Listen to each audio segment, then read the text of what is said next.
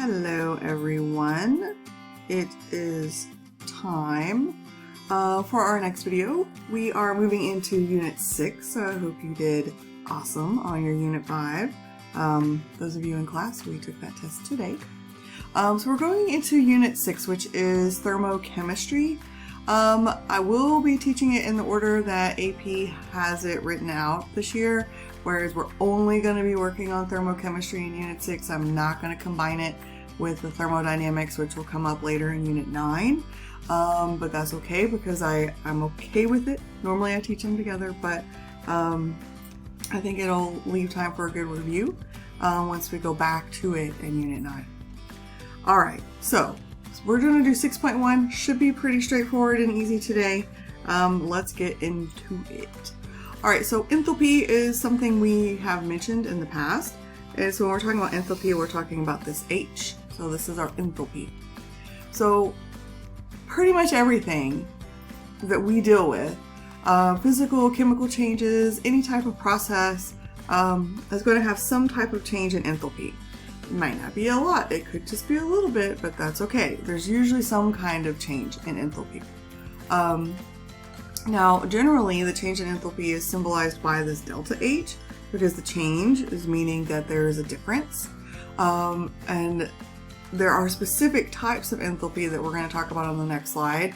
They'll have a special, like a little subscript by the H, but I don't want you to worry about that because it matters, but it doesn't matter so much that it's anything different because H is still enthalpy. And typically the way you would calculate delta H is going to be the H of your products minus the H of your reactants, because delta means change, right? So delta means change, and for us that means final minus initial, or in terms of a chemical equation or of any type of chemical process, that's going to be the final are your products and your initial are your reactants. So final minus initial or products minus reactants. So first of all, you should know this. Hopefully you already know it because we talked about this in Unit 5. That if your delta H value, your change in enthalpy, is negative, then that means you are exothermic. Your products are lower in energy than when you started as your reactant. Energy was released into the surroundings. So we're going to start adding some new words like the surroundings into what we're talking about, because when we're on the AP exam, we have to talk like we are chemists. So we're going to start adding to our vocabulary. And then the next one is positive. Obviously, it's the next one. So if your delta H is positive, then that means that your reaction is endothermic, so heat had to go in. So those are your energy diagrams where your products are higher in energy than the reactants were. Energy had to be absorbed from the surroundings. All right, so energy came from the surroundings into another vocabulary word, which I'm not going to say it just yet because it's coming up on a later slide. I'm not going to try to confuse you. Okay, so that's the preface. And we kind of already talked about this before, so hopefully we're okay. So these are some examples of different either chemical equations representing, it could be a phase change or it could just be some type of reaction happening. Remember I said there could be these little subscripts to show what's going on. So delta H of a solution, okay? Delta H of combustion, why? Because it's a combustion reaction. Y of a solution, because this is the dissolution process of taking potassium hydroxide and putting it in water, and it dissociates into its ions. It makes a solution. That's where it's coming from. The delta H of fusion. So the fusion is going to go along with the process of melting, so going from a solid to a liquid. The delta H of a reaction, so it doesn't have anything in particular specifically for this one, it's just a chemical reaction, and that's it. And then the delta H of formation, so that means I am taking different elements, it could be a compound, and making a single compound. There are more than these on the subscripts. These are just like scratching the surface, really. Don't panic over them because guess what? They're all delta H. They're all delta H, they're all enthalpy, they're all a change in enthalpy. They're all products minus the reactants. So don't stress over that. And I'm going to be real honest with you. on the AP exam, they will say in the prompt, what is the delta H of the solution? Or what is the enthalpy of solution? If you are writing out the symbol delta H and you're not sure what the subscript should be, just write delta H. It's better than writing the wrong subscript, okay? So just write delta H and leave it at that. If they write this out for you just like this, then you should probably write the same thing. But if they give it to you in word form, then, and you're not quite sure, just write delta H, you'll be fine. But just don't write the wrong subscript. So when in doubt, just keep it simple, right? We've talked about this in class. Now, let's talk about these signs on these delta H's real quick. So for these first two, they're negative. So that means that these two processes were exothermic, heat was released. These three, we have oh no, that's totally wrong.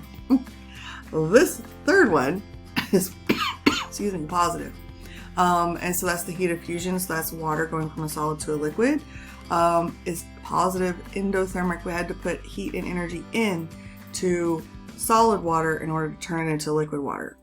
Now let's see if I can get it together. These last two are also negative, delta H's. And Adam tells you that they are exothermic. So listen, understanding which way heat is going and coming in endothermic and exothermic processes is really important. Knowing if it's exothermic and endothermic, and you can know that by looking at the delta H values. You will be calculating these delta H values very, very soon. And then knowing which way heat goes, heat's going in or heat's coming out. That is something that they are definitely going to ask you about on the AP exam, so make sure you can do it. We're going to work through some of that. All right, we have some vocabulary. Remember I said we're going to use some new chemistry vocabulary? And I said I'm not going to tell you one of the words because I'm about to talk about it. Well, here it is. So we have a system. So the system is whatever we're studying is our system. So it is the chemical reaction that we're looking at. So that is our system. It could be so many things. It could be the beaker. It could be the salt. It could be the water. It could be whatever. It's whatever the chemical reaction that you're looking at is called the system. That's the stuff doing chemistry. The stuff that you're observing. The surroundings are everything else. So it's everything else that's around the system. It could be the air. It could be the beaker and the water and the thermometer together. There's so many, excuse me, there's so many things that's going on. So you have the chemistry is happening.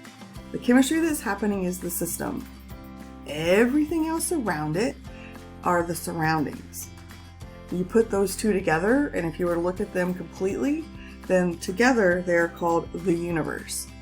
So these are some new vocabulary words for us, and you need to start being able to articulate and use them when you're writing out answers and stuff. So the system, that's the chemistry. The surroundings, everything around it, and together it's called the universe.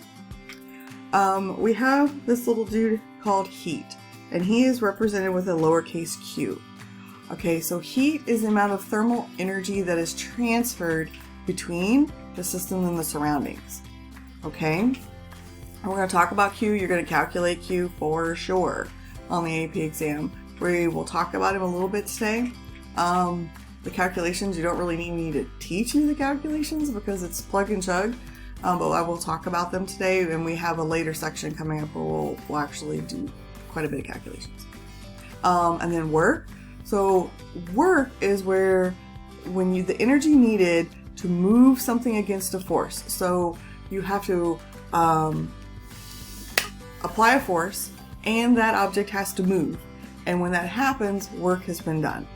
So in chemistry, it's similar to a physics definition, but we generally think about it in terms of expansion of gases. So gases are expanding. And when we're looking at that, it's like pressing against typically a piston. So you'll have gases expand and the piston, so the volume of the container can change. It can get bigger and smaller because the pistons move up and down depending on the gas that's inside of them. So if the gas expands, then the piston goes up and the volume gets larger, that's how it works. And so we have a formula, which is work is equal to the negative, the P, pressure, times the delta V, which is the change in volume. So it was a volume, and then the gas expanded and the volume got bigger, and then the volume will get smaller, and then the volume will get bigger, and then you can calculate how much work is done at the different intervals of whatever gas you're studying. Now, if we click over to here real quick, I'm going to turn this full screen. I'm never without some type of tech problem. Alright, it's fine. Alright, so I wanted to talk about this because we have a piston here that talks about work, so I like the graphic that's on this page, so that's why I wanted to come over here for a second. So if we take a look at the first one in red, that's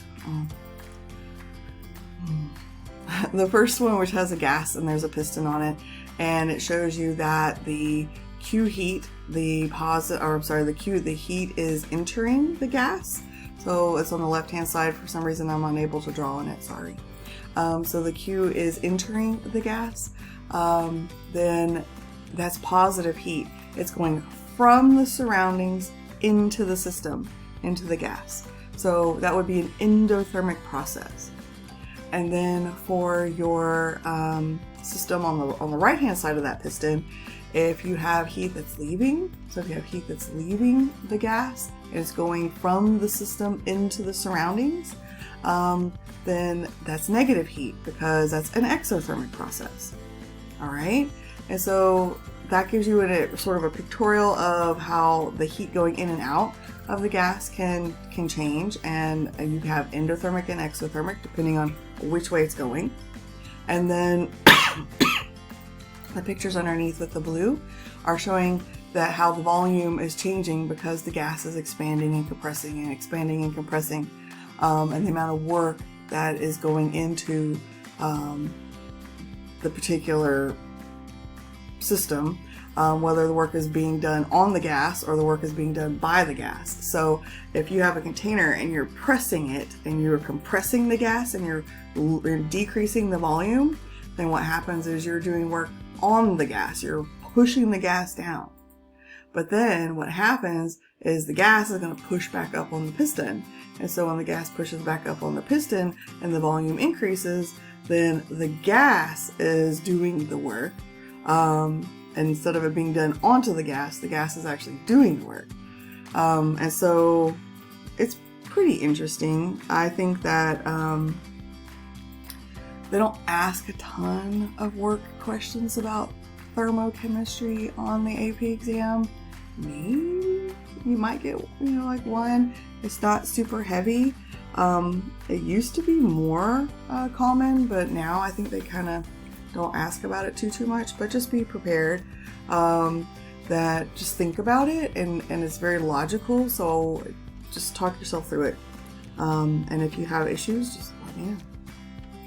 Okay, so endothermic. So we can take a look at this one and we can see, I'm able to write on this PowerPoint, I don't know why I couldn't write on the other page, that our products, which are C and D, are higher in energy than our reactants, which are A and B. And so this is indicative of an endothermic process. Still a little bit sick, almost over it. This is indicative of an endothermic process. In this case, when we calculate the delta H, which is going to be the energy or the potential energy of our products minus the potential energy of the reactants, it's going to be a positive value. And know this part right here, okay? So our phase changes, melting, boiling and vaporization, okay? And then sublimation. So melting is when I'm going from a solid to a liquid. The boiling and the vaporization is when I'm going from a liquid to a gas. And the sublimation is when I go straight from a solid directly to a gas and I skip the liquid phase. These phase changes are all endothermic processes. In order to go from a solid to a liquid to a gas, to go in this direction, I have to add heat. There we go. Have to add heat. Adding heat makes it endothermic. So it's really important that you are aware of that, because they're going to ask you that for sure. This is big on the AP exam. Multiple choice, free response, it's everywhere. So understanding which way the heat's going, and phase changes or other things that are going on. So changes that endothermic processes are something where you have to break things apart. Separating them, busting things up tends to be endothermic. You've got to put work into it in order to break it apart. It doesn't just usually do it on its own. You have to like kind of put a little bit of work in. All right, now opposite of that is our exothermic processes. So this is a typical exothermic graph that we already are familiar with, where C and D, our products, are lower in energy than A and B. And that means my delta H is going to be negative when I have my energy of my products minus the energy of the reactants. I should have a negative value. And then again, the phase changes are super important. So I have freezing, condensation, and deposition. So freezing is when I am going from a liquid to a solid. The condensation is going from, take a look at the graph over here on the side right here. I'm going from a gas to a liquid. And then the deposition is when I go straight from a gas all the way down to a solid and I skip the liquid phase. So I'm going from a gas to a solid. All right, so those are our phase changes. So these are exothermic processes. So you have gas that has a really high energy to be a gas, and then if you kind of start reducing the amount of energy that it has, then it will become a liquid. And then if you reduce that even more, then it's going to become a solid. So these tend to go along with changes that involve combining things and bringing things closer together, a little bit more orderly, a little bit more structured. They tend to have lower energy, and so those are exothermic processes, because if they go from high energy to going to a lower state of energy, where did the energy go? It doesn't disappear, it goes somewhere. It goes in or it goes out. All right, so that's really important. Now, I want to talk about something with that associated with heat as well in just a second. So let's finish this up and then I'll talk about it. Now, dissolving can be endothermic or exothermic. So if I'm putting a solvent or a solute into a solvent, so solute could be any kind of salt, just imagine some type of salt that we're putting into water. So salt is the solute, water is the solvent, right? So in order for the dissolving process to take place and that solution has to be made, a couple of things have to happen. Number one, you have to have the water, who's the solvent. You have your water molecules. You guys know that they are polar. They have London dispersion forces. They have dipole-dipole, and they have hydrogen bonding. And they're all attracted to each other, and water is incredibly attracted to other water molecules, right? So you have these water molecules that are super, super, super close. So we have to put energy in to split them apart. So I've got to split the water molecules apart first. So when that happens, that is an endothermic process. That's number one. Number two, I have the solute, who's my salt. So let's make it real simple and make it sodium chloride, which we call table salt, NaCl. So the solute, we have the Na plus and the Cl minus.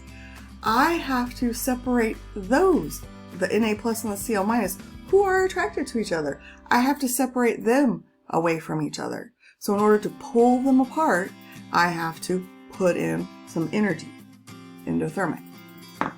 So I take salt, I put it in water. The water has to pull itself apart, endothermic. The salt has to pull itself apart, endothermic. So now you have spaces between your water molecules and you have the Na plus and the Cl minus that are pulled apart. And so what happens, and this is just an example of a salt, we could also talk about sugar, because sugar is also polar, right? And it will dissolve in water, and we know that. They don't pull apart, but it's a similar process. Let's stick with the salt though. And so what's happening is the salt, the Na plus, will slide between two water molecules. And you know, if it's Na plus, then the water molecules are going to turn around and orient themselves where the oxygens are all facing the Na plus, because the oxygen's what's negative, right? And then the Cl minus is going to surround himself with water molecules. And of course, they're going to flip around where the hydrogen part of the water molecule is surrounding them. So they're all attracted to each other. And when that happens, we are in the process of making the solution. And when they recombine that way, that process is called exothermic because it's now at a lower energy state. So we're at a lower energy state, and that is exothermic. So that's the process of dissolving or making a solution. Now, here's the thing. It could be exothermic or it could be an endothermic. Notice these over here are all positive. So it depends on who it is. Okay, so that's super important to know if it's going to be exothermic or endothermic. It can be both. But understand when I'm breaking the things apart, that's endothermic. And when the things come together, that's exothermic. Okay. Now, when we measure the temperature change of a solution, we're measuring the temperature change of the surroundings, not the system. And so that throws some kids off. Sorry. It throws kids off sometimes. So we're going to spend more time talking about this when we do talk about colorimetry, which will come up soon, and very, very soon, actually. When we talk about that, I will spend more time explaining that process of what we're taking the temperature of, what happens to the temperature in the process where heat's going in and heat's going out in the system and the surroundings, because that will get your brain all swirled up if you're not thinking about it clearly. So I will definitely have a video on that very soon in the next couple of days when we get to that section, so I don't want to do too much too soon. Alright, so perfect. This is a great intro. We obviously are not doing the lab. Alright, now this is what's on your formula sheet on the AP exam. This one and this one are the only two you're going to use in Unit 6. Okay? Everything else that's over here on the left-hand side, which are your formulas, these are going to be in Unit 9. So the two that are circled in red is thermochemistry. It's delta H, which is enthalpy, and then it's Q, which is heat. S and G and all those other things are all going to be in thermodynamics. This also includes electrochemistry down here, which is also in Unit 9. And then we have K, which is equilibrium. So we'll hit all of those in the next couple months, but for Unit 6, you're only looking at these two formulas. And over here on the right hand side, as always, they give you the equations on the left and the definitions of what these variables mean on the right. It's plug and chug, you guys. So I have heat, I have mass, I have C, which is my specific heat capacity, I have T, which is temperature, and I already know what delta H is, but it's enthalpy. Now, one thing that you do see that we haven't really talked about is there's this little bitty circle all of a sudden has popped up. Like, what the heck is that? That means standard. Okay, so we're talking standard conditions, just standard laboratory conditions. 25 degrees Celsius, 1 atmosphere of pressure. It's different than in gas laws. In gas laws, the standard temperature is 0 degrees Celsius.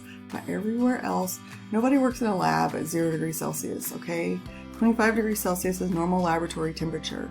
So that's what the standard means. That's all standard conditions. So the lowercase f that you see is an abbreviation for formation. Don't worry about that. That's going to come up later when we talk about some other calculations of delta H. It's towards the end of Unit 6. But Q, let's talk about this one. He also has his own section in Unit 6, but I just wanted to spend a second talking about this. This is a plug and chug equation, but this is where I have a lot of students. You are all wonderful AP students, okay? You're great. Typically, most of you are really good at math, and you're very mathy, and you like things that have rules, and everything's very well defined. But this one throws my kids off that are that way because it varies. And what I mean by it varies is you have Q, which is heat, you have N, which is mass, and then I'm skipping C and I'm going to go to T. T is temperature. So pay attention to C. When they give you C, and now they could ask you to solve for C, but typically they give you C and they want you to solve for something else. It's given to you. It's a specific heat capacity. It's a constant. It depends on who, what is happening, like who's reacting and who's doing what. So we're going to spend more time on that in a separate section. But pay attention to those units. Pay attention. Because the units on C will determine the units on on Q and M and T. All right. So Q can be joules or kilojoules. Okay, that's the heat. The M, that's mass. That should be grams, right? Well, it should be, but sometimes it's moles. Pay attention. It could also, so you might have to convert grams to moles. It could also be kilograms, which means you may need to convert something from grams to kilograms. So pay attention. T, temperature could be in Celsius or it could be in Kelvin. Just pay attention. The standard is where you're dealing with kilojoules, grams, and degrees Celsius. But they will mess around with it just a little bit just to make it a little bit harder, because otherwise it's so simple. You plug into the formula and you go. So when you are working these problems, just take 1 second to slow down and look at those units on C and make sure you have everything in the proper units that you need them to be in, and then go. And be aware of that, because that will get you on the AP exam. Like I said, I have a lot of students that get frustrated with the fact that it's not always the same. In the real world, it's just, it's life. But AP does like to kind of screw around with that. Alright, so let's take a look at this one. And actually I have this on the handout. Here we go. Alright, so instant coffee is made through a process called freeze drying. If you don't know what instant coffee is, that's just where they take, well, it explains it. First you make coffee, and then they cool it down, and then it becomes a solid. And then after that, the pressure is decreased, and then that solid, the water part, the ice part, actually sublimates and turns into a gas. And then what's left behind are just these coffee granules. And then later, you can take that and just put it in a cup and put hot water in it and stir it and drink it. Okay, it's gross. I don't like it, but it is a thing. I don't know how popular it is over here in Europe, but in America, some people like it. Not me. So anyway, they want us to identify 2 phase changes that take place and classify them as endothermic or exothermic. This is big on the exam. You will have to do this. All right, so let's see. We make the coffee, and then it's cooled to a solid. So what is coffee? When I first make it, it's a liquid.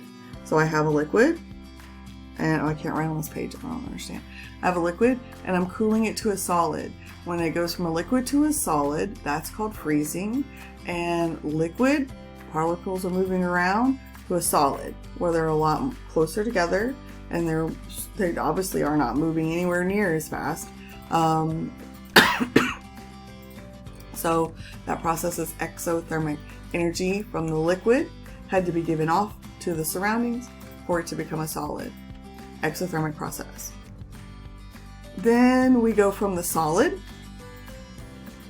which the liquid part of the solid is the ice. The pressure changes in the chamber that they're working in, and when the pressure changes, that liquid, the H2O, sublimates and turns into a gas.